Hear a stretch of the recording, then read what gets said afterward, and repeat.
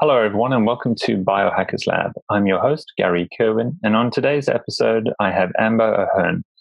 Amber is a data scientist by profession, but she has been researching and experimenting with a ketogenic and evolution-based diet since 1997. She has eaten almost nothing else except meat since 2009. Hi, Amber. Thanks so much for coming on to today. Hi, thank you for having me. No problem. So I've had another person on the show, Dr. Sean Baker, and he's a carnivore diet advocate. But he's going to only be doing it a year. You've been doing it way longer than that. And so I thought I really would like to get a perspective of someone who's been eating predominantly meat for so many years. Couple of the questions. So I'm so glad I got you on today. I guess first one up is, what terminology do you like to use? Because now some people say zero carb, some people say all meat, some people say carnivore. What do you have a certain preference that term you like to use? Yes. Historically, from the way this movement developed, from my point of view, it was originally called zero carb, but that term is just so misleading because there are things that people on this diet would eat that aren't zero carb, such as eggs or shellfish or liver or even some milk products. But there are other things that are zero carb that I would never eat, such as plant oils or things that all the carbohydrates in fiber, for example. So I strongly prefer the word carnivorous, even though it's longer to write. Yeah. Okay, good. So I'll be using that term too. So I'll make sure that I don't upset you by maybe throwing in the wrong term. If I just do a little bit of history first so people can get to know you. Back in 1997, you said that you went on this exploration with diets. What was the point? What was sort of like the inspiration back then for you? It was completely inspired by having weight issues, actually. So I had been gaining weight since I was 20, which would have been 1993. And I had been brought up on a mostly vegetarian diet, actually. And most of my understanding about what was appropriate as a human diet was from that vegetarian point of view. And so when I started having weight issues, I got more serious about vegetarianism. I went back to it because I had been not really particularly vegetarian over the previous few years. And I even tried veganism, but none of that helped with my weight, and I was increasingly frustrated. It happened that I'd been studying Russian, and I went to study for a semester in St. Petersburg, and I was vegan when I left, but it was just so difficult to eat as a vegan in St. Petersburg at the time. I probably would have had to live off of pasta for a lot of the time. And so I thought, well, while I'm here, I'll just eat what the people here eat. And when I go home, I'll get back to my diet and focus on that again, because I was there to learn the language. So I found when I got home that I actually was less fat than when I left. And for some reason, that experience made me reconsider all of the ideas that my dietary theories or hypotheses at the time were based on in a way that I hadn't before. In fact, I'd heard of a low-carb diet before. And when I read what it was, I thought it was the stupidest, most obviously wrong thing I'd ever heard and just dismissed it immediately. But having heard of it, I suddenly thought, well, I wonder if there really is something to that. And I went looking for information on it, and it just so happened that the Eads had just published Protein Power. And so I found that book, and I read that book, and I went to the library and looked at many of the papers they cited. And then the proof was in the pudding, so I tried it, and it worked and resolved the weight issues that I had. So that's where my journey began. Okay. So your main inspiration was that the protein book by Dr. Eads, the two Eads, aren't they? Yeah. Yes. And but then this was back in 97. Then I guess you sort of drifted off a little bit again, did you, from the protein until I guess 2009 was when you say that you started eating predominantly all meat. Was there again another point there that made you go, right, let me ditch anything else except meat? There was, but it was a gradual process, because I did stay low carb all of that time. I might have gone off a few times for short periods, but I basically ate a low carb diet and continued to research. I was excited about the papers that were coming out very slowly about the benefits that could be had from a low carb diet, and advocated it to my friends. But nonetheless, my own weight was losing ground. I was getting fatter. And part of it was, well, it started with pregnancies, actually. I think I might say I was unable, or I chose not to stay low carb during my pregnancies. And I gained a lot of fat. And then when I would go back on a low carb diet after the children were born, I just never got back to that same level of leanness that I was initially. And then over the years, my weight was actually gradually increasing. So a few times I thought, well, why am I even doing this if it's not even getting me to the weight where I want to be? And I would stop, but I would immediately gain a lot of weight.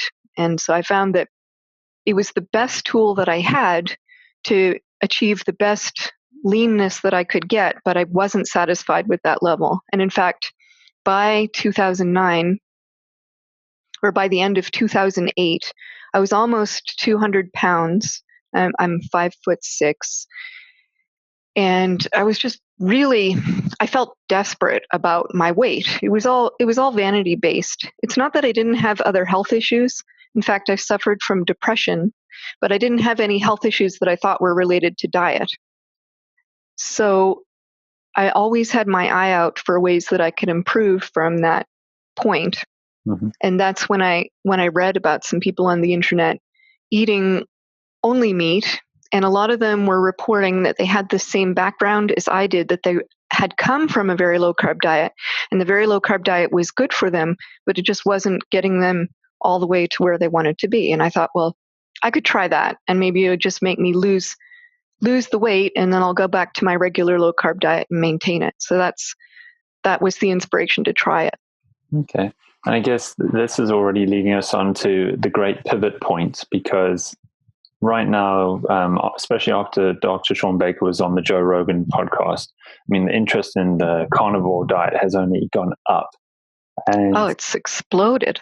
Yeah, he's done very well to promote it. And so, but now what I'm seeing in the community is we're getting people coming from low carb and people coming from a ketogenic background, and also your standard American diets potentially. But yeah, I'd love to hear your views now on, so you having done low carb, and even you've tried a ketogenic diet, have you? Yes. I guess I started with low carb. When I started, people didn't really talk about ketogenic, and we certainly didn't have the home tools that we now have to measure ketosis. We had urine strips, but as many people know, as they adapt to the diet, those don't have the sensitivity you might want, as measuring beta hydroxybutyrate in the blood would show.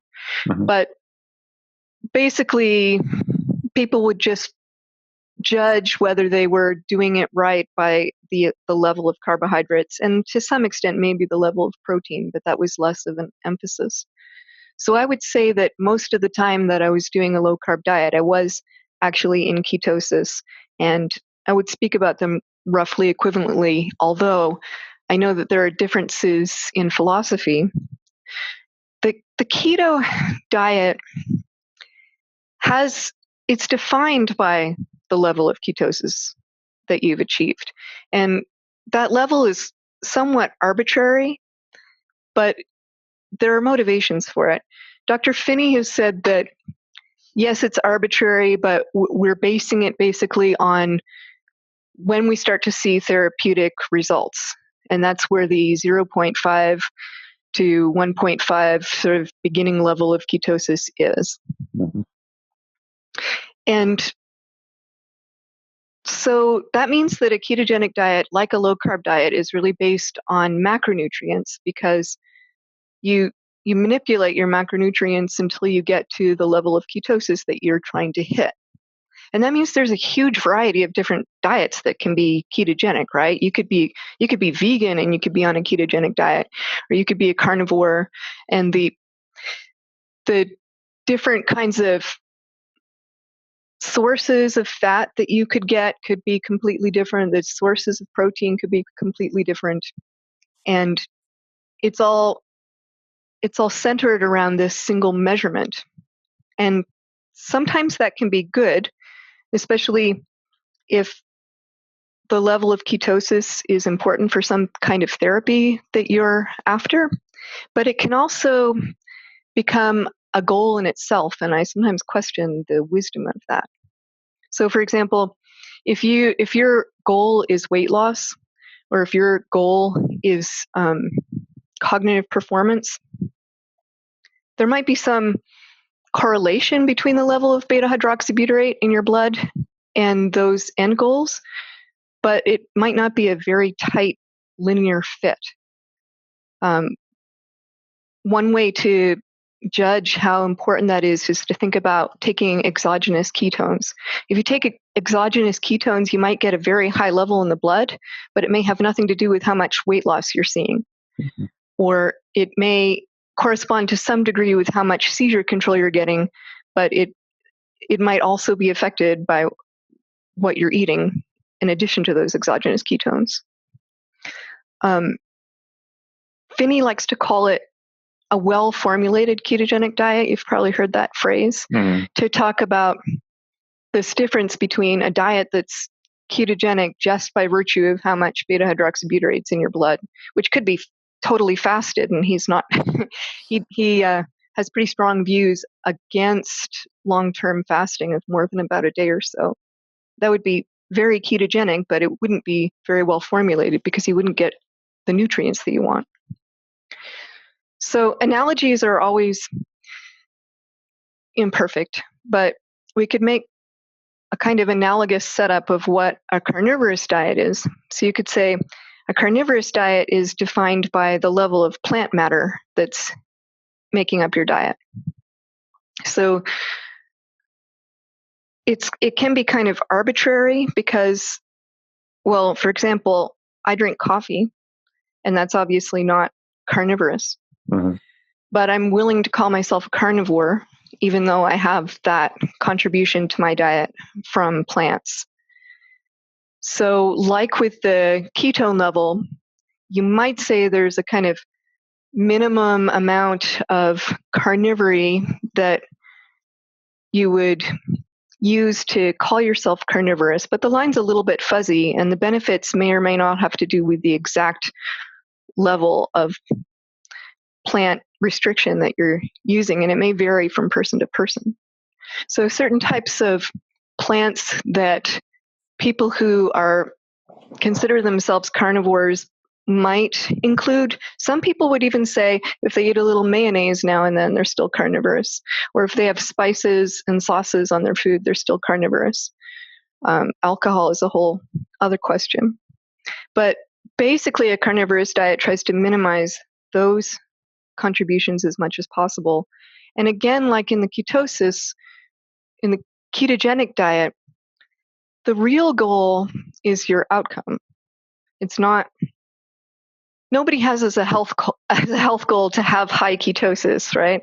And I don't think anybody has as a health goal to not eat plants. What people have when they're trying a carnivorous diet usually is some goal, like maybe it is weight loss, but a lot of people are seeing improvements in things like autoimmune disorders or mood, which is the case with me. I didn't give the reveal there when I told my story, but when I tried a carnivorous diet, what happened to me was that my mood disorder disappeared very quickly within a matter of weeks.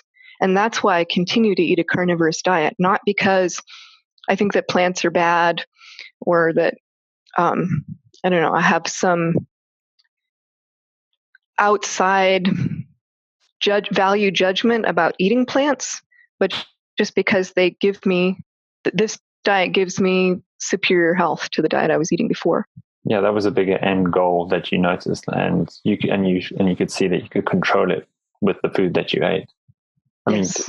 I mean, that is amazing. Within a few weeks, that you noticed your mood change dramatically. Because were you, with those mood disorders, then were you on any medication at that stage? I was. So I was diagnosed with major depressive disorder at 20, and that was before I was on a low-carb diet.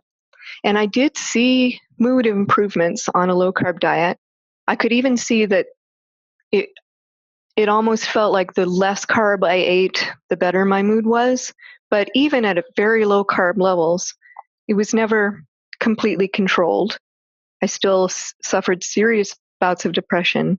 And then in my early 30s, I was re-diagnosed as having bipolar disorder type 2, which is like manic depression, except there's no mania, which on the face of it sounds kind of silly, because if there's no mania, then it's just depression, right?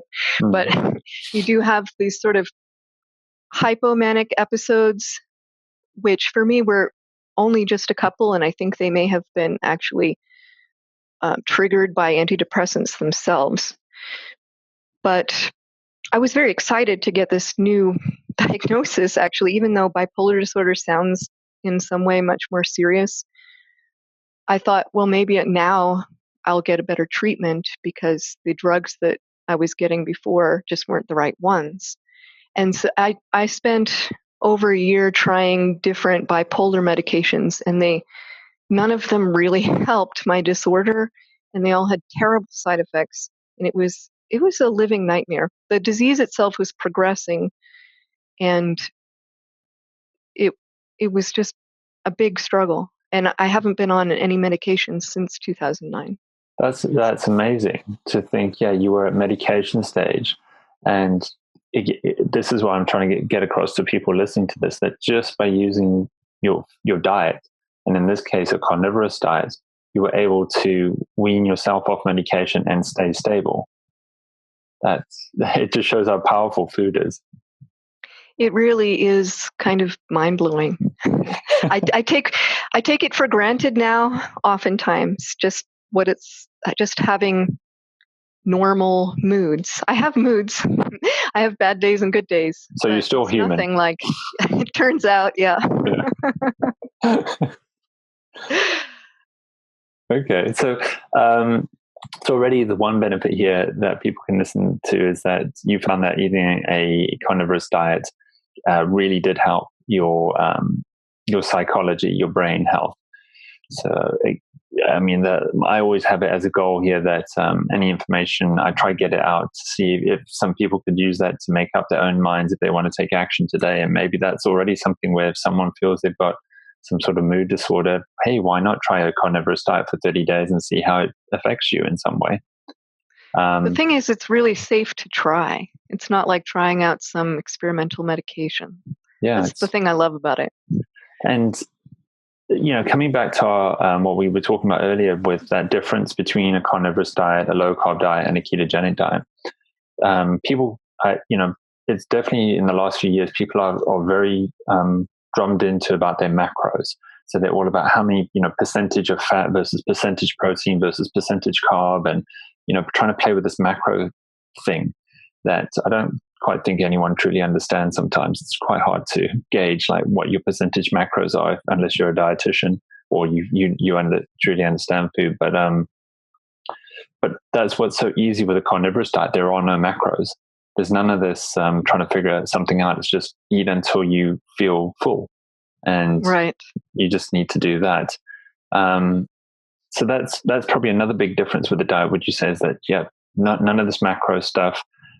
Just eat until you're full. And also, I like that idea that you said where the ketogenic diet, it is predominantly about what's this ketone level. And so people are doing blood or breath or urine testing to try and gauge the ketosis levels. But with a carnivorous diet, it's just like, so how much plant do you eat? So it's can you imagine this like, so is it 3 Ps, 4 Ps? Maybe if we come to the coffee thing, I hope not, because I'm doing a carnivorous diet experiment this month, and I still drink coffees. I'm like, so maybe you can do 4 coffees, but 5 coffees maybe tips you into non-carnivorous. I don't know. So yes. Any other big differences that you would say from outcomes for someone who's in this stage now where I would say predominantly most people who go a ketogenic or low carb diet it is for weight management. It's not for epileptic seizures or cancer treatment or something. That's a minority of the diet. In the general population, I think now most people have attempted it because they're trying to look leaner, they're trying to look fitter and just manage their weight better. Do you think you personally found a difference choosing between the two? And I'm just trying to maybe see if there's any more information you could share with someone who's in that stage. If they're keto, should they try Carnivorous? Yes. Before I do, though, I wanted to say something about those macro levels. Although there isn't a target macro level to hit or a level of protein that you're trying to avoid staying under, I think that people who don't eat fatty enough meat tend to not feel good. You need to be selecting fatty cuts, or I think you're going to run into energy problems. Okay. On the other hand, I wouldn't want to make too much of it. I call them the protein wars. There's so much controversy now just within even the ketogenic community about how much protein is acceptable and how important ketone levels are, whether even just for the simple goal of fat loss. Some people are adamant that you have to restrict protein and keep your fat levels high. And some people are equally adamant that the higher the level of protein, the better weight loss results you're going to get. And you're right that carnivory doesn't have strong mandates about that, but it does. The culture definitely is that you should be eating until you're satiated and not trying to restrict food. And I think that can be really refreshing for people who have been struggling to try to reach certain levels of ketosis, to sometimes the detriment of their nutrition, especially women, because I think at least what I'm seeing, I don't know, maybe men have a similar problem, but I often see women struggling with trying not to eat a lot because they really want to achieve this fat loss look, and they want to achieve certain ketone levels to attain that, and they're just not supporting the demand that especially a woman of reproductive age, their body is requiring. Yeah. So about what kind of results that people seem to be getting, I wish we had clinical trials. And so all of this is hypothesis, stage, observation level. But things that I've seen again and again in reading forums over the last 8 years, I guess, that have been surprising are autoimmune issues such as arthritis and asthma, or autoimmune looking things like Lyme disease or lupus, skin problems. And then, of course, digestive issues, because meat is very easy to digest. Contrary to some common ideas, plants are actually not very easy to digest with all that fiber. It's difficult on our intestines, which we really have a lot less of the kind of intestine that our primate relatives and other herbivores have. We just don't have a lot of capacity for fiber. And so people who are suffering from, for example, irritable bowel diseases like Crohn's disease and colitis often are getting a lot of relief from a carnivorous diet just by removing all that irritating residue from their diets. Yeah. And so, yeah, because for me, that's what got me thinking when I was eating this, that how, in a way, a carnivorous diet is a very basic elimination diet. So you just eliminate everything except meat, and you sort of put yourself at that base. And then that's where I've heard certain people say, well, if you want, maybe try introduce one item now and then see how your body responds. And that's so if you wanted to sort of test your own body to different food states, you could use the carnivorous diet as a base. And once you're stable, then if you wanted to introduce vegetables, you'd actually be able to see, oh, actually my body does or doesn't respond well to that particular type. Yes. I think of it in much the same way. Yeah. I don't think there's necessarily any reason to avoid eating a plant if you show no symptoms of ill response to it. Mm-hmm. In the ketogenic world, you might think of a variety of conditions that people are using for ketosis for that you get immediate feedback on, like athletic performance, cognitive performance, epilepsy, weight. And then there are people who are just doing it because there's research that leads them to believe it might be good for longevity. But you can't tell. I can't tell today if having been on having high levels of ketone in my blood for the last year has contributed to my longevity or not. I just can't tell. And maybe it's still worth doing for that, but I wouldn't think less of anybody for not going on a ketogenic diet if they're getting no benefit that they can see except for this theoretical benefit of increased longevity. And so similarly, I would not think less of anyone who's tried a carnivorous diet and added back some plant and saw no detriment to their health just for some theoretical benefit that someone might envision about eating a carnivorous diet. In a certain sense, I'm really a pragmatist about it. On the other hand, I do think that when people eliminate plants from their diet and give it a fair chance, I've heard this time and time again. A lot of people say, I just can't believe how good I feel from a very small change in diet. I was already eating mostly meat. I just had a few plants in my diet.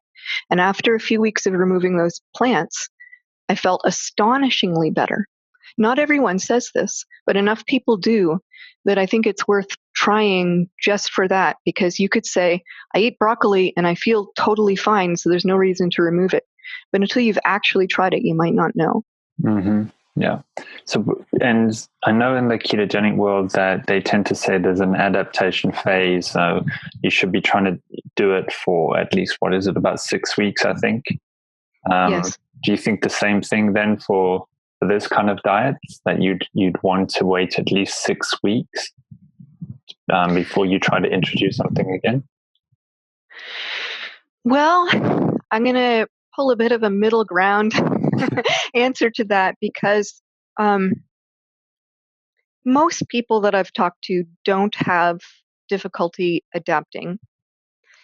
But I have heard of a fair minority of individuals who do say that it took them some time to adapt and that they really didn't start seeing benefits until several weeks had gone by. So on the one hand,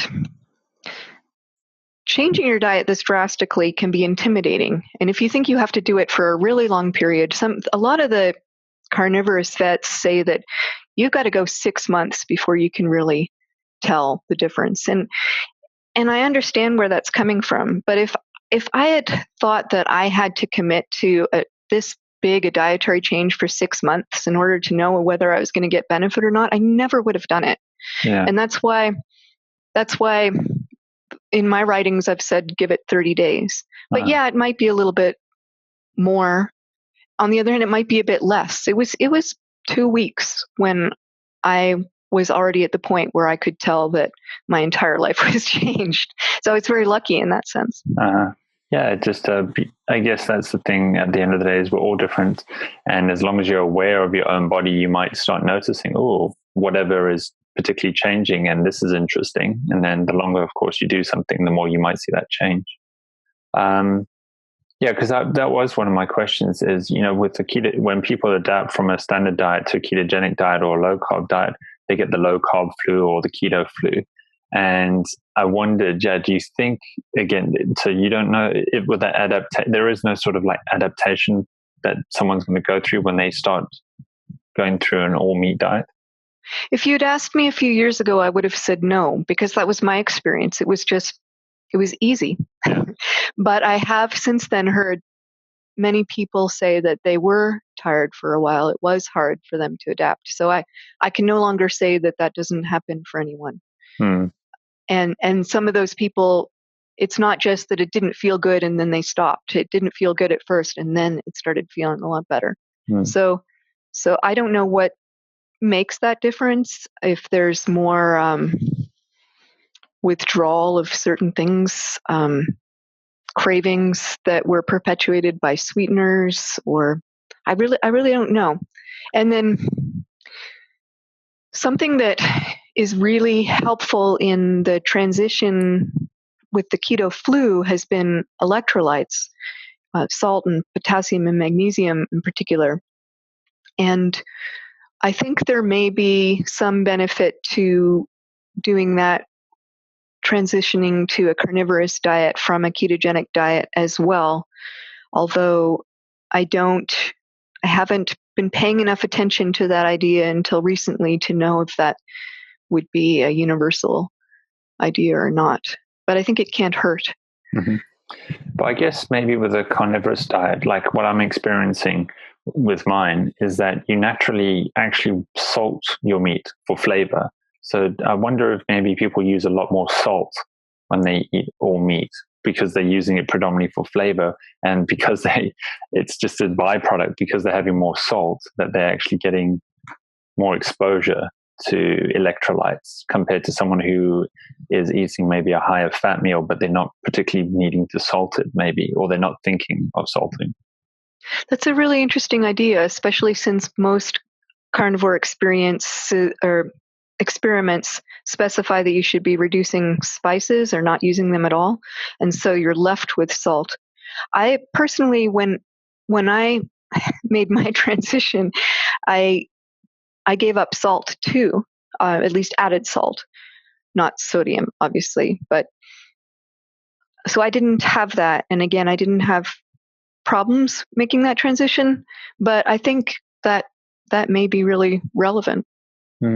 There's just a thought. I'm thinking that when I have my rump steak, I salt the thing. I love just getting my salt and just throwing it all over. It just enhances the flavor. It makes it much more pleasurable. But I'm thinking, wow, I use a lot more salt when I eat just meat. So, and it's a license to eat bacon, so there's a big sodium uptake too.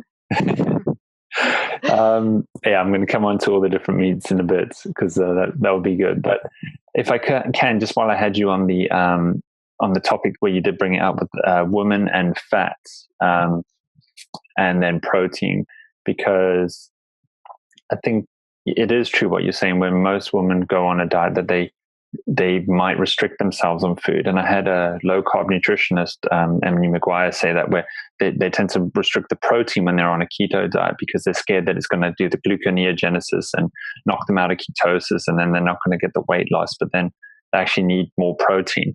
And I guess here, this is going to be interesting, where if a female is coming in to the carnivorous world going, oh, I was scared of protein because it was going to knock me into this bad place of knocking my ketones down. Now I'm only going to eat meat, but hopefully, as you said, meat with fat. So this whole gluconeogenesis issue, and eating just pure meat, and particularly for ladies, do you have any view on that? Yes. Well, protein can inhibit ketosis at a certain level, but I don't think it's because the protein itself is sending some kind of signal to say, let's make more sugar. It's not directly causing gluconeogenesis. I think what's happening is that when you eat protein, you have an insulin response. The only thing that you don't really have much of an insulin response to at all is fat. Protein is going to have some, and carbs a lot more. But insulin and the insulin to glucagon ratio is one of the primary regulators, as far as I understand, of whether or not you're in ketosis. So if your insulin level becomes quite high because of a lot of protein, then that could slow down your ketogenesis. And then if you don't have as many ketones, your body still needs energy, and so it's going to demand more glucose from your liver. And so in that way, yes, you might be burning more glucose in response to a higher protein diet than a lower protein diet. But I don't see it as interfering really with weight loss. In fact, if you follow Ted Naiman, he's been quite adamant about finding and showing studies where higher protein levels up to say 30% over 15% show superior weight loss. Now it's very controversial, and I don't want to side too heavily on the protein wars, but I do think that protein levels are not as much something that we should fear.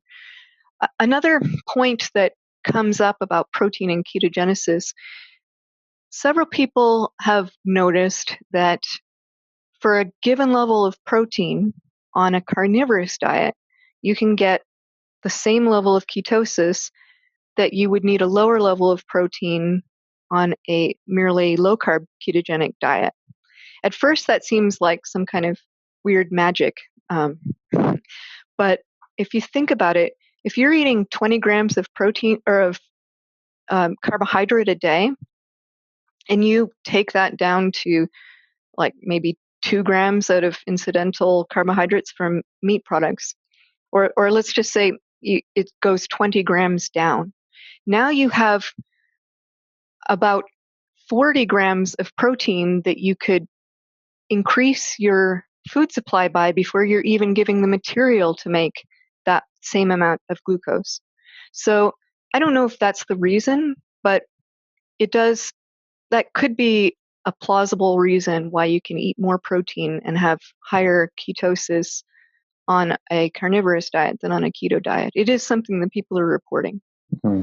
Yeah, as a side note, I've been just checking my ketone levels every day just for fun. And I noticed because I started 1st of January, so you've got Christmas carbs, and I was in my ketone measuring tool was always 0, and then I actually think I had like a bit of a transition phase where I had a headache one day. It was a stonker, it was a real bad one, and then I was fine, but it was after that I noticed my ketone levels tracked up. And then now I'm always like in that level. I've always got somewhere between 0.2 to 0.4 or 0.1 to 0.4. I like fluctuate between that all the time now. So it's interesting for me that, yeah, I've always got ketones in my system now compared to when I started where it wasn't existent. It is interesting. The other thing is, if you're not eating any carbohydrates at all, then even if your glucose level is the same as it was, it's always going to be that steady gluconeogenesis glucose. So there isn't any of this up and down that you would get from eating the carbohydrates, even if those are a small amount. And then so just helping the ladies on this too, when you were talking about the energy levels, that is an important point, because I've seen in the forums, like in the World Carnivore Forum, there was, I can think of one particular lady who said she's pregnant, who's eating a carnivorous diet. And then there's probably, there's going to be ladies who are going to be breastfeeding. Do you think that eating an all meat diet for women in those levels gives them enough energy? Because I'll use like breastfeeding, for example. Ladies tend to be a lot more hungrier because they're breastfeeding and they're needing more energy. So that's why they also, this is what my wife's told me. You end up craving carbs a bit because you just need the energy when you're at that stage. But I don't know, have you ever come across someone who has able just to eat only meat when they're breastfeeding or go through a pregnancy? Well, first, let me tell you my experiences. When I got pregnant, my first 2 pregnancies, I was coming from a low-carb diet, and the third one was just after I started a carnivorous diet for the first time. And what I found was that the beginning of pregnancy, I wasn't just hungry, but I specifically craved carbs. And I think that might be not because my body needs carbs, but because my body needs to get fat. And that's how it knows how to do that. Certainly, there's no reason to believe we would need carbs for pregnancy, because we have evidence of societies in which that wouldn't have been plausible. Certain nomadic societies, such as Inuit or any kind of plains people, Mongolians, Dakota Indians, plant there just wasn't a high level of carbohydrate that would have been available every time someone was pregnant.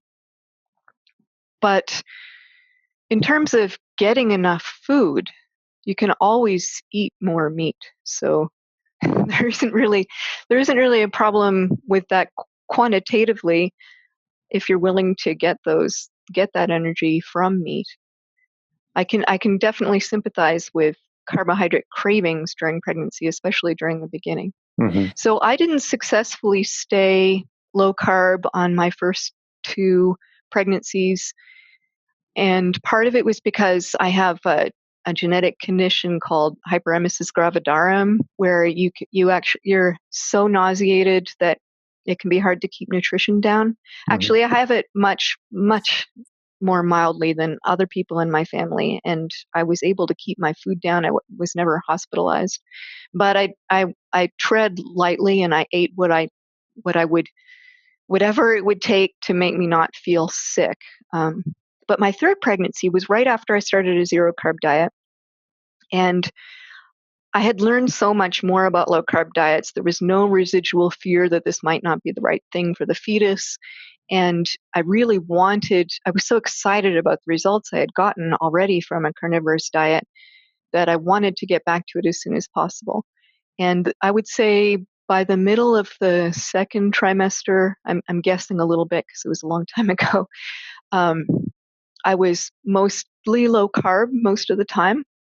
And by the end of the pregnancy, I was 0 carb some of the time, but not all the time.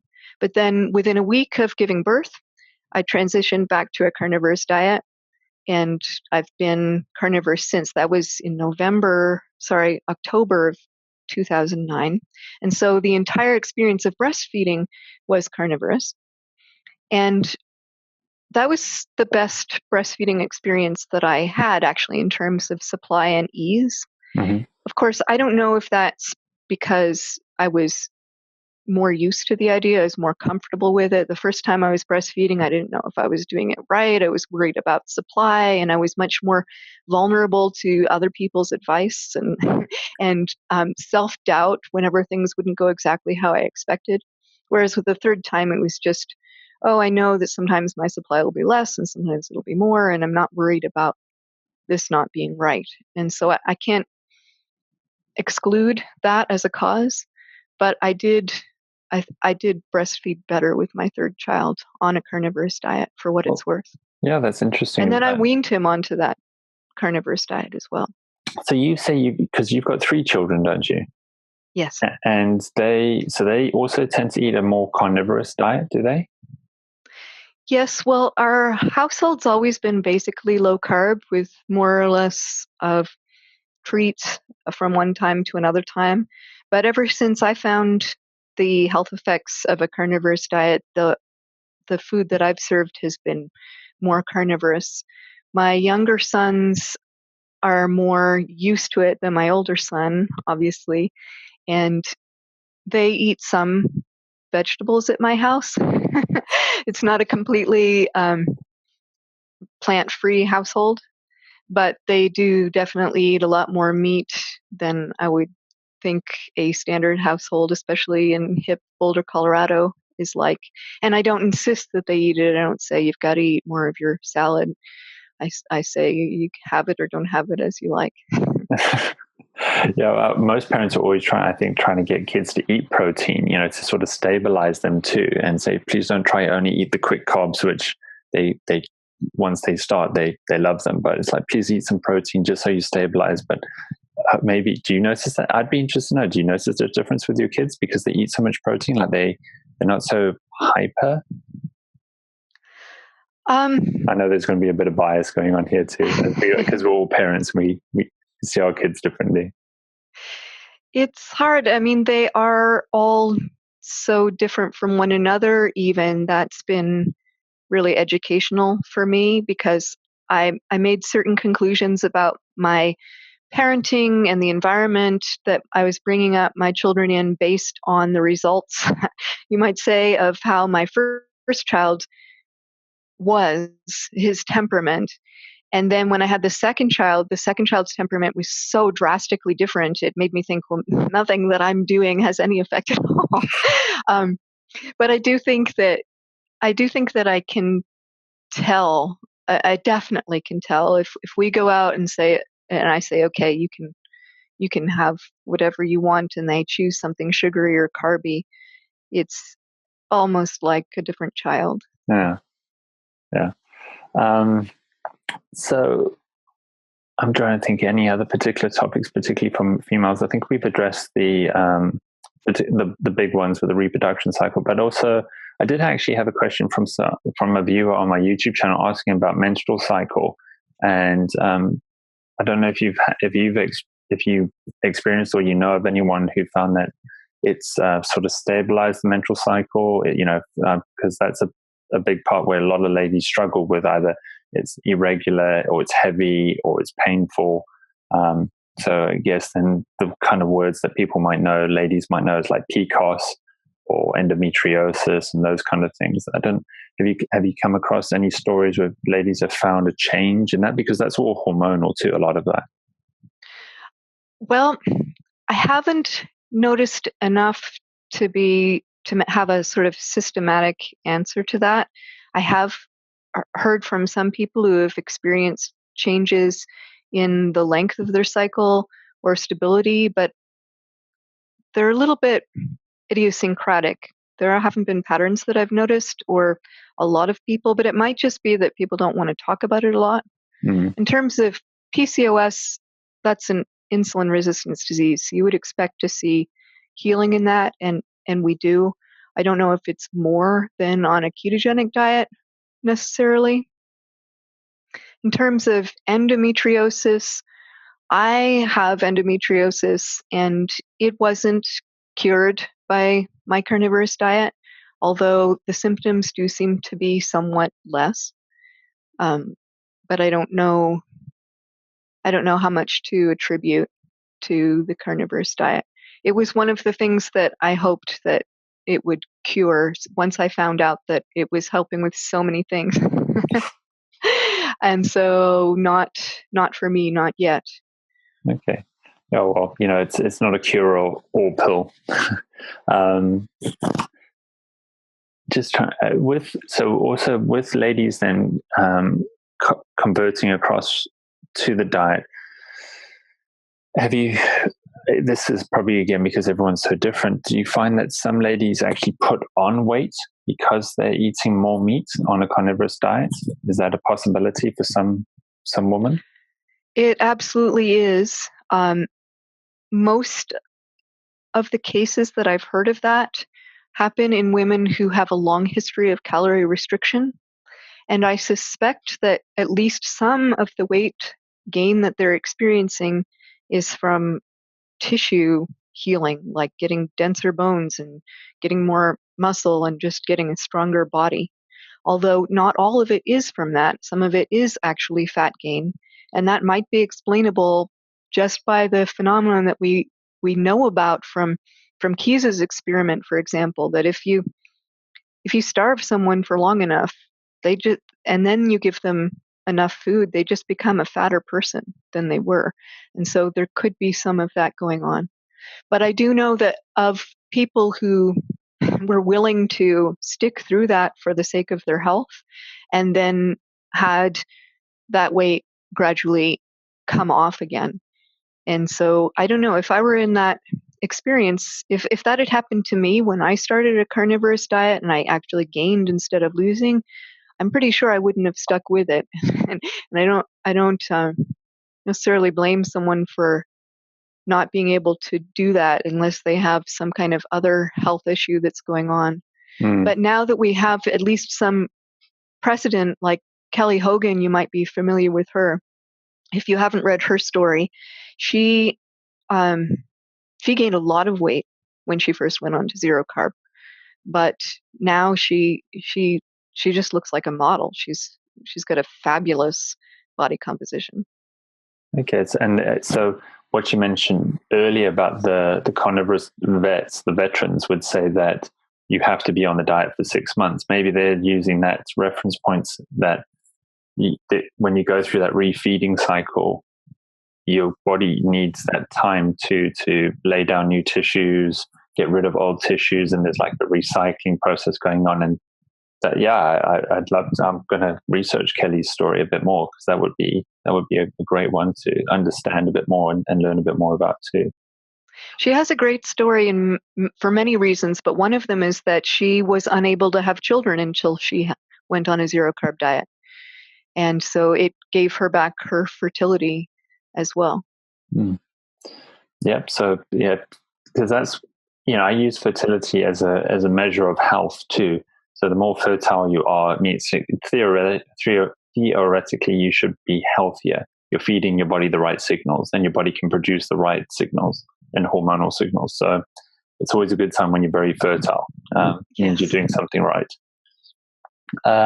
So I'd like to just find out a little bit more about your food intake, so how have you figured out like how much food to eat in a day, how much protein, and what kind of protein do you like to eat? So, beef, lamb, chicken, seafood, if you wouldn't mind just sharing some of that.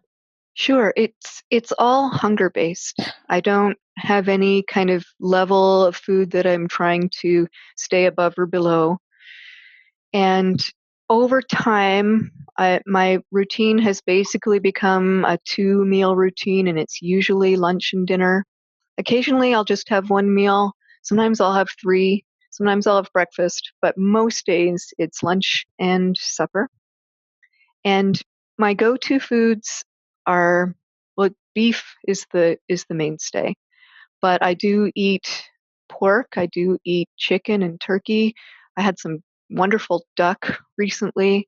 I love seafood. I find it a bit lean, but the main problem actually is probably that I live in Colorado. I think if I lived on the coast, I would probably eat a lot more seafood because it's so delicious, even if that meant I had to drench it in butter to make it more fat satiating. I eat eggs. I eat some amount of dairy. I do find that I have a sort of addictive response to dairy. For example, if I'm eating cheese, I have cheese in the fridge, I will find myself going to the fridge repeatedly looking for cheese. And if there's no cheese, I realize I'm not actually hungry. It's just that I want more cheese. And that kind of response to a food is always a little bit disconcerting to me. And I think it also causes me to gain weight, but it doesn't interfere with my mood. So I consider it a safe food, but maybe not an optimal food for me. Okay. It's interesting you were saying about your meal timings too, because that is one thing I wanted to ask, where I've personally noticed that because I'm eating so much protein, I'm exactly the same as you, where I'm not particularly hungry for breakfast. I'm not normally a breakfast person too, but there's been quite a few days where I only feel I'm hungry. I'm not even ravenous for food, but I'll feel like I should eat food at, say, 1 o'clock in the afternoon. And it's incredible to think like, wow, I haven't eaten since, I eat my supper again with the family between 4 and 5 p.m. So my eating window is so small now. I find it incredible. But that's also another part of this diet where I think, because you just feel satiated, you're actually sort of in these intermittent fasting cycles naturally. And it's also because of that. And I'm not trying to fast. I'm not trying to follow any sort of protocol of like 16/8 or whatever. I'm trying to follow my hunger cycles. And you just don't feel so hungry. And it's hard to get a lot of protein in. Like when I look at Sean, how much he can eat in a sitting, damn, I just can't do that, It's probably a function of his exercise. I do notice that on weightlifting days, I'm a lot hungrier, and I sleep more too. But I like what you said about you're not trying to achieve that small fasting window. And I think there's nothing wrong with trying something for an experiment, but it feels really good when you find a natural rhythm that does something that we know is a healthy pattern. That kind of pulsatility of the insulin signal followed by that long postprandial period, I think is very healthy. And to know that that's just coming as a side effect of your diet is really satisfying. In a similar way that the ketosis from a carnivorous diet is satisfying. I'm not trying to be in ketosis like you. I might wake up and have, 0.3, or some days it's higher, sometimes it's over 1.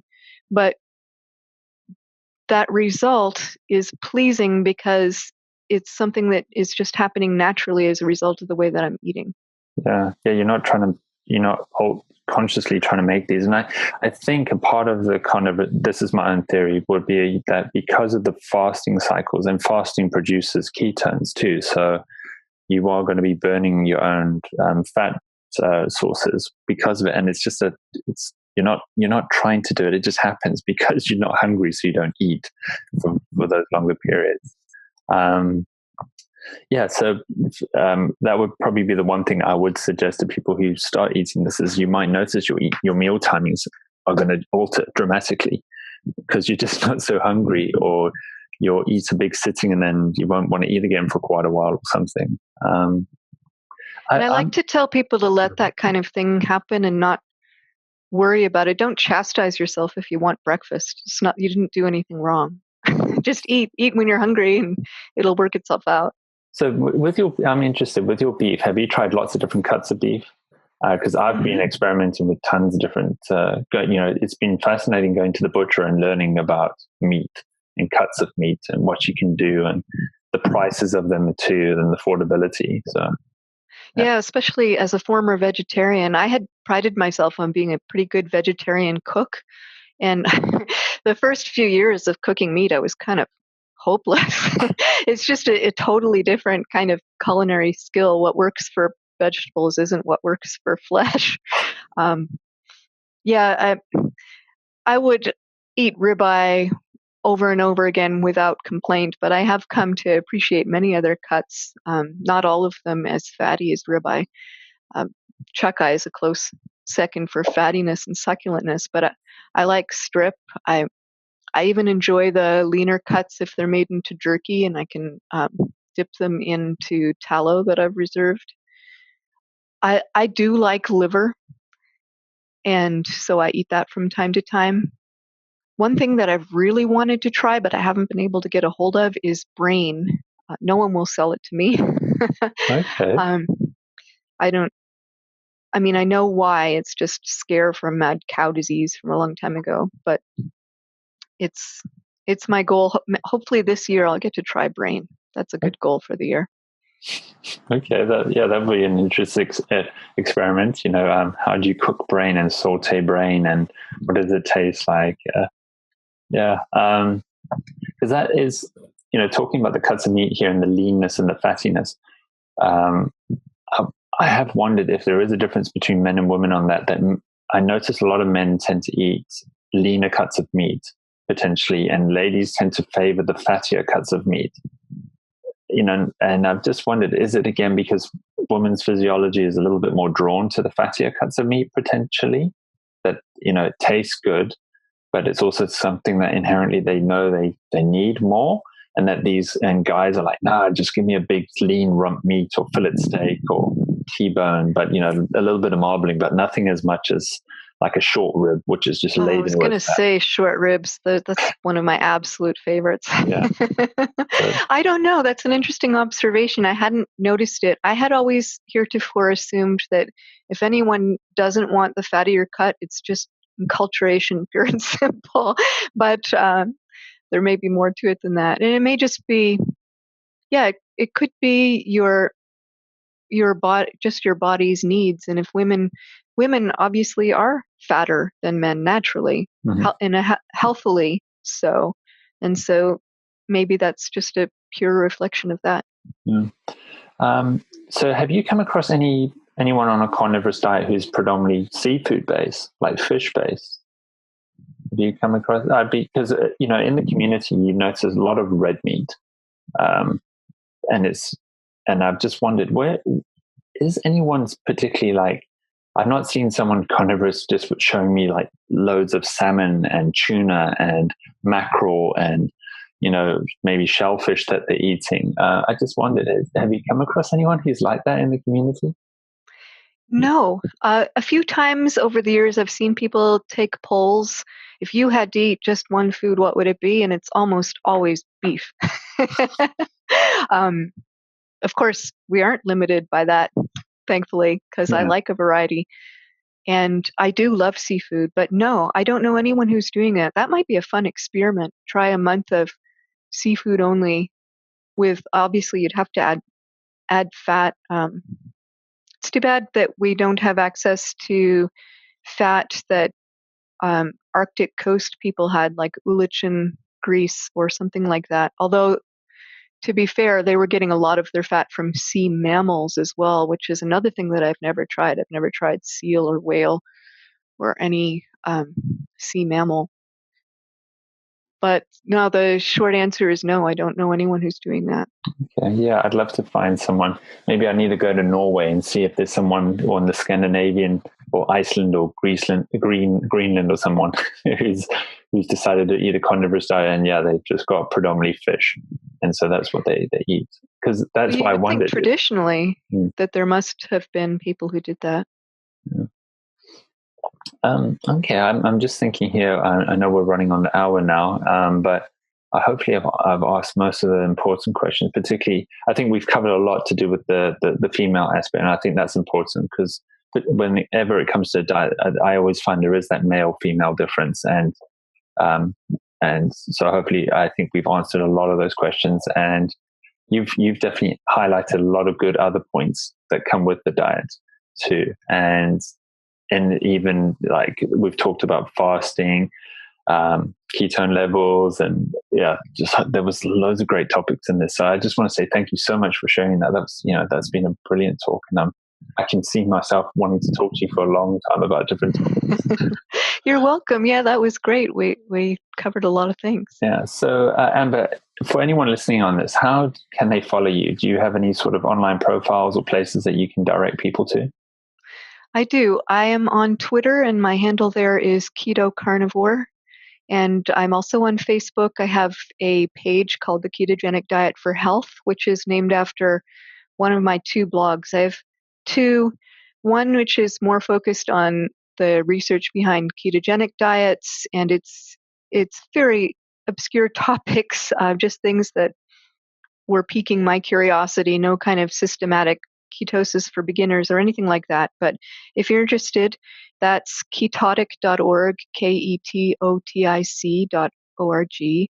And then my personal blog, which has more about meat eating and where I'm willing to go on a limb and say things that aren't necessarily supported by clinical trials, that's Empirica, where the ka is .ca, so EMPIRI.ca. Okay, great. And I'll link to all of that in the show notes so people can follow you, and maybe if they need to, they can reach out to you for more direct questions too. Thank you. Yeah, again, thank you so much for coming on today. My pleasure.